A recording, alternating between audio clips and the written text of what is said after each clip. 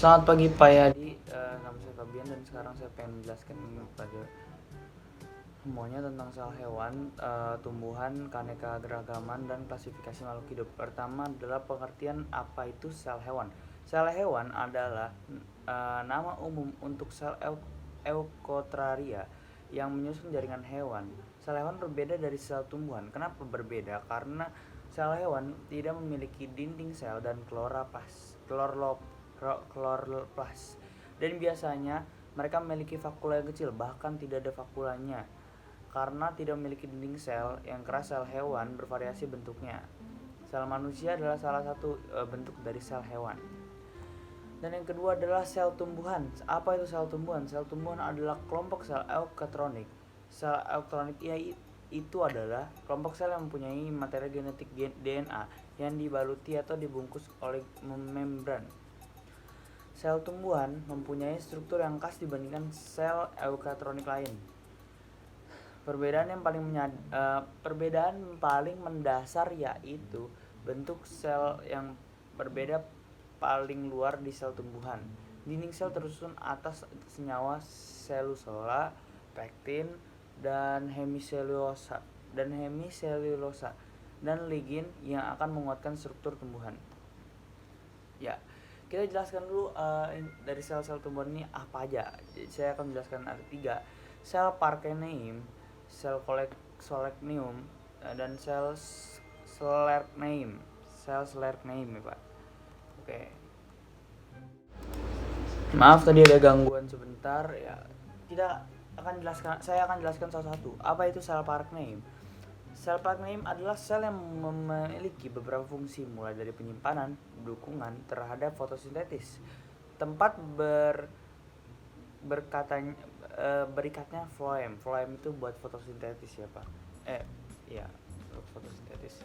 Yang kedua itu apa itu sel Colenchyme? Colenchyme adalah hidup saat sudah dewasa dan hanya memiliki sebuah dinding primer. Sel-sel ini sudah matang dan berasal dari Mer system yang awalnya menyerupai Parthenium. Jadi bentuk kedua dari Parthenium kali Pak ya. Dan yang ketiga adalah sel Sclereneum. Sel Sclereneum adalah sel yang keras dan tangguh yang memberikan kekuatan pada tumbuhan. Kita lanjut ke keanekaragaman hayati. Apa itu keanekaragaman hayati? Keanekaragaman hayati adalah keseluruhan variasi beberapa bentuk, penampilan, jumlah, dan sifat yang dapat ditemukan pada makhluk hidup. Jadi setiap makhluk hidup memiliki ciri dan tempat yang berbeda. Ya, melalui pengamatan kita dapat membedakan jenis-jenis makhluk hidup. Pembedaan makhluk hidup tanpa dibuatnya berdasarkan bentuk, ukuran, warna, dan tempat hidup, tingkah laku, cara berkembang biak, dan jenis makanannya. Ya, seperti itu ya Pak. Secara garis besar, keanekaragaman hayati terbagi menjadi 3, yaitu adalah keanekaragaman gen, keanekaragaman jenis, keanekaragaman ekosistem.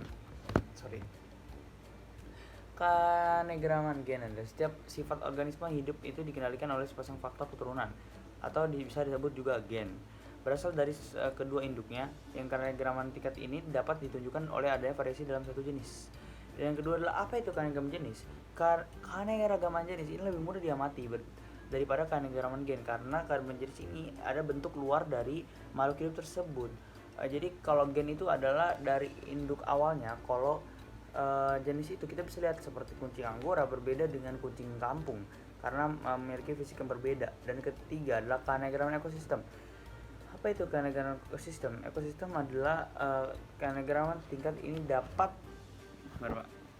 ditunjukkan dengan adanya variasi ekosistem dan di biosfer. Ya, kedua kita masuk ke klasifikasi makhluk hidup. Klasifikasi makhluk hidup suatu kegiatan pengelompokan makhluk hidup menjadi golongan atau unit kecil. Alam semesta yang kita pijak ini ternyata tidak hanya dihuni oleh bangsa manusia saja, yakni ada bangsa makhluk hidup lainnya seperti hewan dan tumbuh-tumbuhan. Ya, tujuan klasifikasi itu sendiri adalah memudahkan orang-orang untuk mempelajari makhluk hidup. Kedua, dapat membedakan makhluk hidup satu sama lainnya. Ketiga, menyederhanakan objek studi. Kita bahas kingdom-kingdomnya ya. Kedua ada kingdom dunia jamur yang bisa disebut juga kingdom fungi. Ciri-cirinya adalah elektronik, multiseluler, dinding sel kitin, tidak mempunyai pigmen fotosintetik, sehingga bisa disebut juga heterofik. Kedua adalah dunia tumbuhan. Semua organisme menghasilkan makanan sendiri, atau bisa disebut juga autoroof atau menghasilkan makanan sendiri dengan cara fotosintetis. Ketiga adalah dunia hewan. Semua organisme yang mendapatkan cara memangsa makhluk hidup lainnya. Sorry Pak, ini di bobo biar tidak jatuh Pak. Keempat adalah klasifikasi klasifikasi 4 kingdom ya. Ada klasifikasi 4 kingdom, yaitu adalah kingdom Monera, kingdom fungi, kingdom Plantae, dan kingdom Animalia. Kita bisa sebut ya, contoh satu-satu. Monera itu adalah ganggang biru, ada ganggang biru, hijau, dan bakteri. Kalau kingdom adalah jenis jamur. Kalau ketiga itu adalah tumbuhan-tumbuhan ganggang. Misalnya kalau 4 Animalia itu semua hewan, itu disebut juga kingdom Animalia. Ya, ada klasifikasi 5 kingdom juga, yaitu adalah klasifikasi kingdom Monera, Protista, fungi, Animalia, dan Plantae.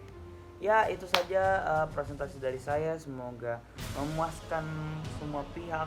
Semoga penjelasan saya bagus. Dan terima kasih telah menonton. Haleluya.